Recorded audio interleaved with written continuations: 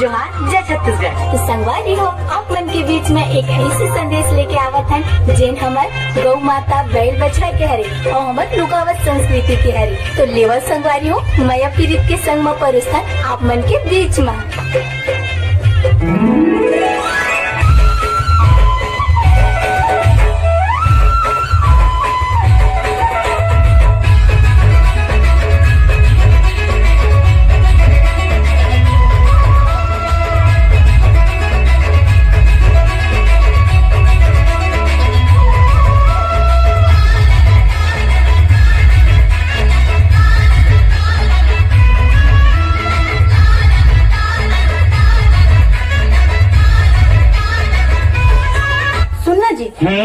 तोला ना मोर बात थोड़ कौन माया नहीं खाली अपन गाय गरू ला माया करत रहथस।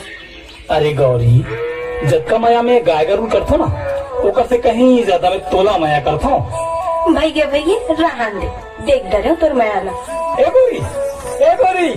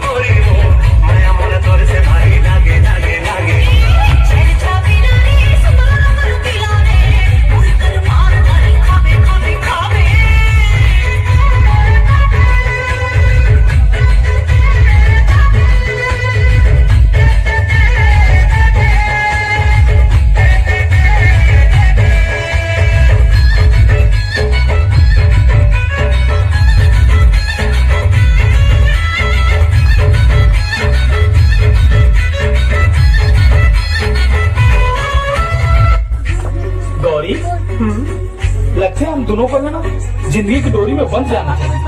सही कथन जी चल ना बंध जथन।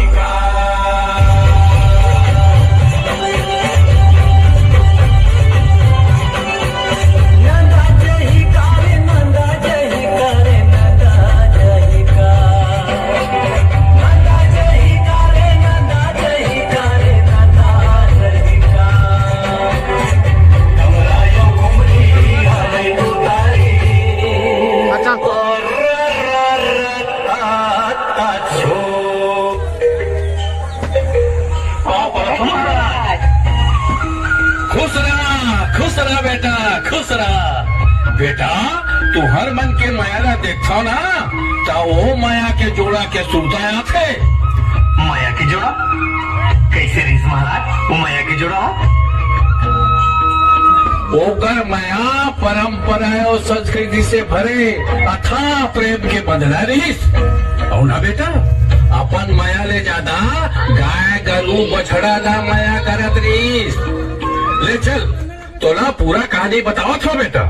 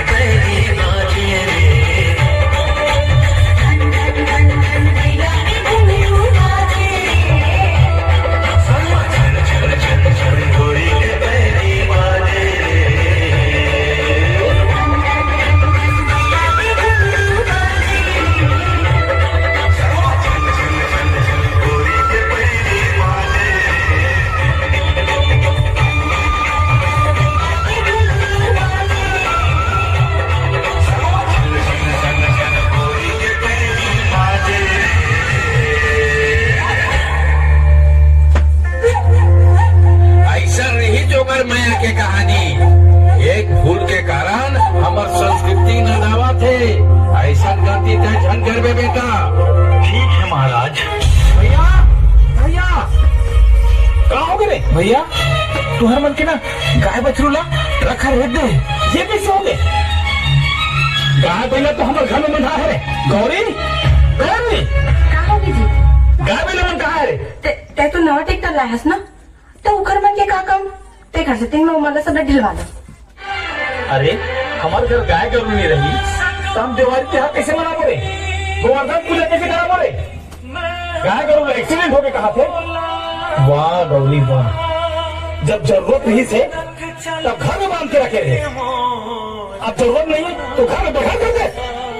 जब माँ की दूध नहीं आया ना गौरी, तो यही गौ माता के दूध लो पिला के लड़का मला छोटे से बड़े करती, और वही गौ माता मला आज से घर ले बेघर कर दे। मला शर्म आते कि प्रेम और पत्नी मोला माफ कर दीजिए, मोर से बहुत बड़े भूल हो गई। कोई बात नहीं गौरी, चल नवा गाय बैल लाबो और ओकर सुघर पालन पोषण करबो। और हाँ, गाय तो हमारे देश के माए और माँ ला कोई घर से निकालते का तो संगवारी हो। आपो मन ऐसा गलती छन कर हो। जय जोहार, जय छत्तीसगढ़, जय